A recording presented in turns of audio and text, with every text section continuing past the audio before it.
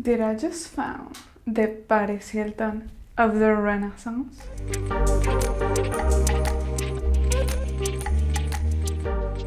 In 2004, the whole world was full of controversy about the premiere of One Night in Paris. No, not the Woody Allen film, but that super explicit video of Paris Hilton. But the media hardly commented on the humiliating violation of this girl's privacy. No one wondered how Paris was feeling until recently. What the media really focused on was what Paris was doing in the video, what they called a disgusting, obscene, and pathetic act, but complaining that her breasts were more voluminous. But this tradition of commenting disdainfully, specifically female intimate practices that come to the public eye, didn't start with Paris Hilton. The same thing happened to a painting more than 500 years ago, the Venus of Urbino.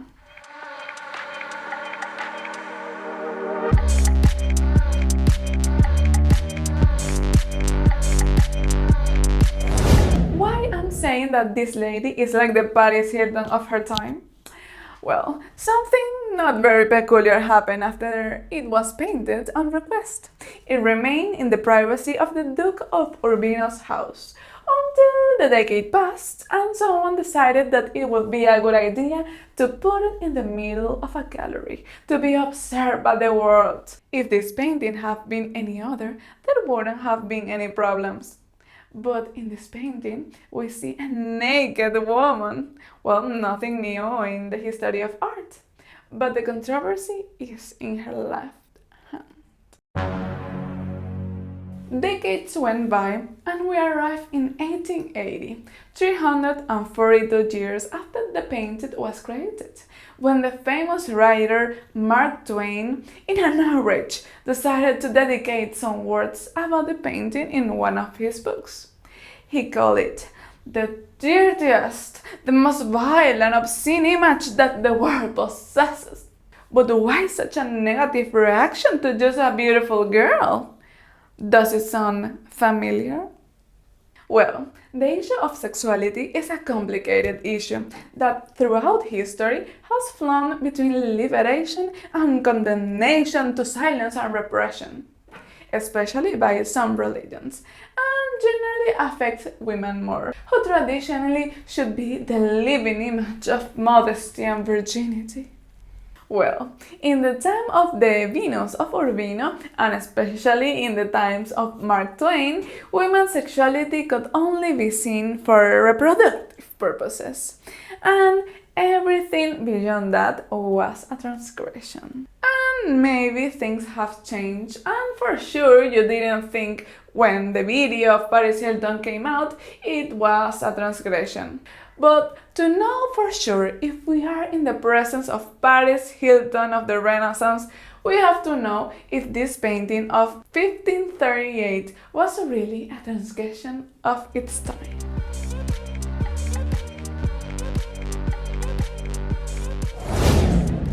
Let's see where the idea of a painting like this comes from.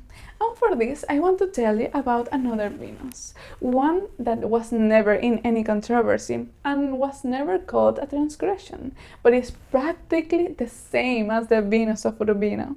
This painting is the Sleeping Venus. It was painted in 1510 by Giorgione, who died without finishing it, and it was Titian who finished it, and from it he got his idea to paint the Venus of Urbino. The two paintings may share many similarities, but the two paintings are really extremely different for only two reasons. The first is that in the Sleeping Venus, the viewer is in an innocent scene. A woman is sleeping in the middle of a field. Meanwhile, the Venus of Urbino is set in a more intimate place. She's indoors in a bed, we are in her room, or perhaps she's in ours. But the most important difference is that the Urbino's Venus is not sleeping, she's looking directly at us, and this radically changes our relationship as spectators of the painting. Moreover, unlike the other Venus, her nudity does not seem to be an accident. She is aware of it, and this does not seem to bother her. That's hot. And to me, this sounds like the Paris Hilton video. Many find her nudity a bit shameless, but is this really a transgression? And all of this really brings me back to the infamous left hand. In both Venus' cases, there have been speculations as to whether this hand is used to cover themselves. In the sleeping Venus, it could be said that she is covering herself, for example, as the Venus of Botticelli's The Birth of Venus, but the fact that she is sleeping totally rules out other intentions. But in the Venus of Urbino, it is more difficult to know what she is doing. She does not seem to be hiding anything, nor she does look embarrassed. But can we really suspect her intentions? You're disgusting. I would never do that. Let's see. We have to understand why this painting was made. The Duke of Urbino commissioned it to Titian for his wedding, and if we look really closely, there are indications that this painting was for that, a private gift from a husband to his future wife. Let's look at the clues. First, the woman is holding roses, which of course symbolizes love. There is also at her feet a dog, which also symbolizes the fidelity and loyalty that are characteristics associated with a wife.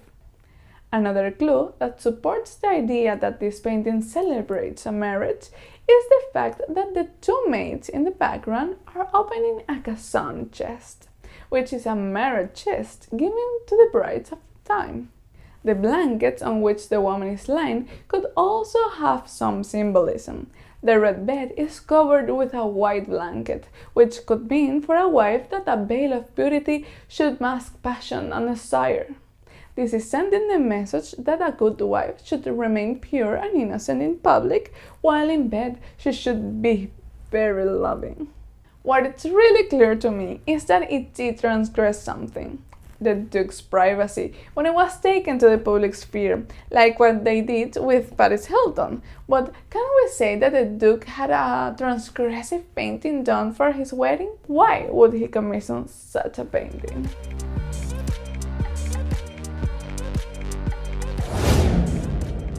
Again, let me explain. This painting could have been made with a very specific purpose. It's probable that this has been a guide on how to be a good wife. Something I haven't mentioned is that the Duke's wife was very young, only 10 years old. And this painting could have been an illustrated guide to help her understand her new duties as a wife. And let's not forget that the Venus controversy also revolved around the other question. Yes, that question. There was a common belief in the Italian Renaissance that women needed to reach orgasm in order to become pregnant, and in noble families, having a hair was extremely important. Touching yourself, of course, was strictly forbidden and frowned upon at the time. But it was only acceptable if it could help a woman reach orgasm after sleeping with her husband.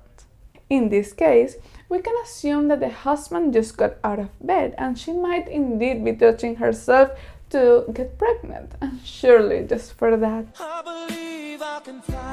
But leaving aside the educational and a little bit disturbing motive of this work, it was meant to be seen only in private, not in a gallery, not in a museum, just like the Paris Hilton video, something private. These girls were looking at their partner and not at any viewer like us, and hence its controversy as to whether it is a transgression.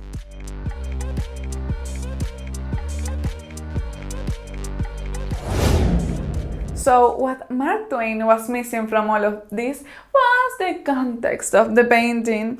As demure as that gentleman might have been, he sure wouldn't see the Venus of Urbino as vile and dirty after knowing all of this.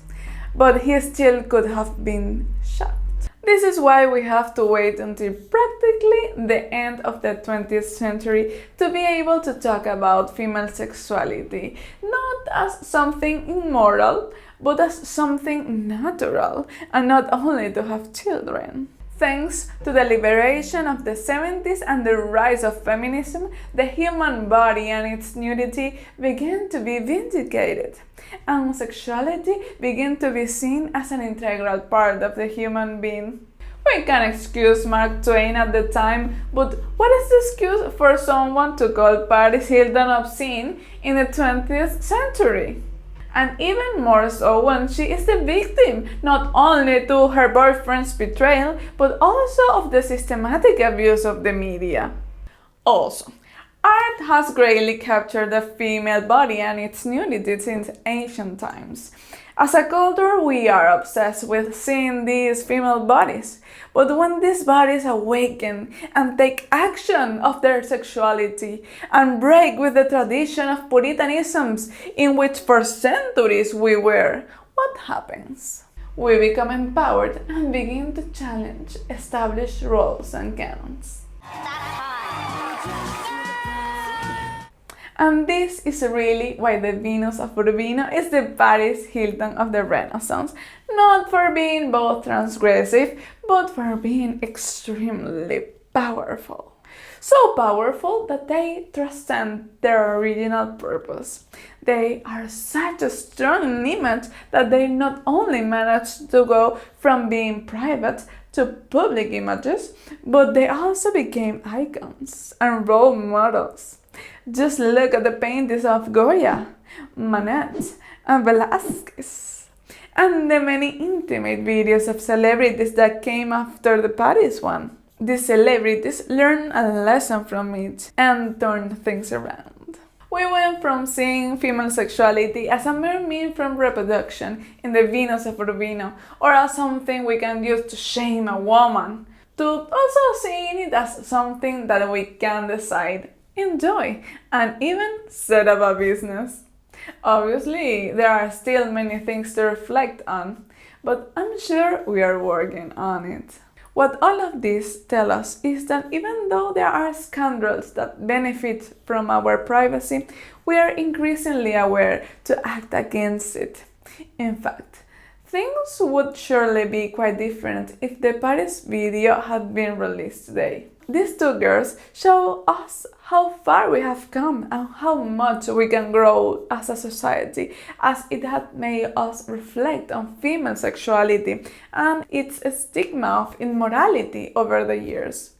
So that we can now deliver a discourse that combines our fervor of knowledge, determination for the new changes, and the desire to find the gardens of the lights.